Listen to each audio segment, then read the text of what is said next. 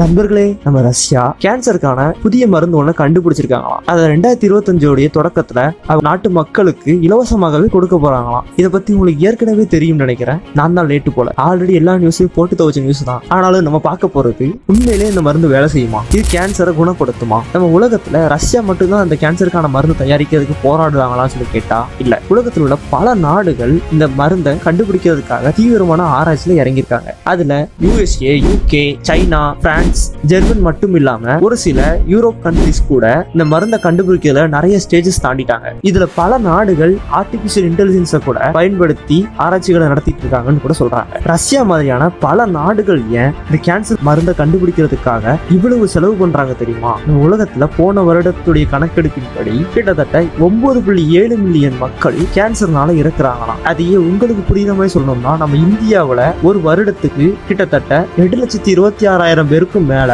கேன்சர்னால இறக்குறாங்க. இதுக்கு ரஷ்யா மட்டும் ஒன்றும் விதிவிலக்கு இல்லை. அதனாலதான் அவங்க அவ்வளவு ஆர்வமா கேன்சருக்கான மருந்து தயாரிக்கிறத மும்முரமா இருந்தாங்க. ஆனா இன்னொரு காரணம் போட்டின்னு கூட சொல்லலாம். யார் முதல்ல கண்டுபிடிக்கிறாங்கன்னு சொல்லி பாக்குறதுக்காக. எதுவா இருந்தா என்ன, ரஷ்யா அவங்க நாட்டு மக்களுக்கு இலவசமாகவே இதை கொடுக்க போறேன்னு சொல்றாங்க. பாத்தீங்களா, இந்த மனசு இருக்கு.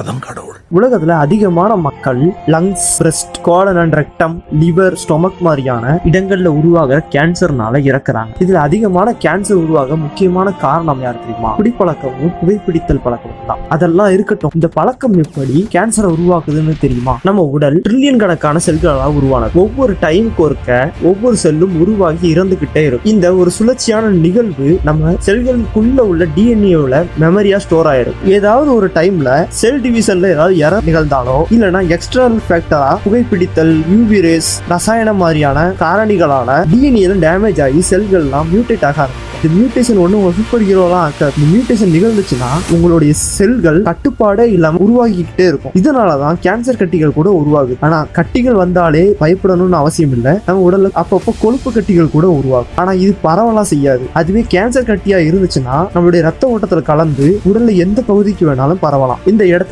ரஷ்யாவுடைய வேக்சின் என்ன பண்ணும் தெரியுமா? மற்ற தடுப்பூசி எல்லாம் என்ன பண்ணுமோ அதே தான். கொரோனா வைரஸ் மாதிரியான ஒரு வைரஸ் அழிக்கிறதுக்கு ஒரு பலவீனமான வைரஸ் உருவாக்குற மாதிரி இந்த mRNA தடுப்பூசியும் நம்ம உடல்ல உள்ள செல்கள்ல ஒரு புற்றுநோய் புரதத்தை உற்பத்தி செய்யும். அதுக்கு பிறகு அந்த புரதத்துக்கு எதிராக ஒரு ஆன்டிபாடியை கண்டுபிடிக்கிறதுக்காக நோய் எதிர்ப்பு மண்டலத்துக்கு பயிற்சி அளிக்கும். இப்படிதான் நம்ம உடல்ல புற்றுநோய் செல்களை அழிக்கும் கூட சொல்றாங்க. எது எப்படி இருந்தாலும் ரஷ்யா அவங்க நாட்டு மக்களுக்கு இது இலவசமாக தான் கொடுக்க போறாங்க. நீங்க சொல்லுங்க, ரஷ்யா இந்த மருந்தை வேற எந்த நாட்டுக்கெல்லாம் இலவசமா கொடுப்பாங்கன்னு சொல்லி. இது வருங்காலத்துல மிகப்பெரிய புரட்சியை கூட ஏற்படுத்தலாம். ஆச்சரியமா இருக்குல்ல? இது மாதிரியான வீடியோக்கள் வேணா மறக்காம சப்ஸ்கிரைப் பண்ணிக்கோங்க.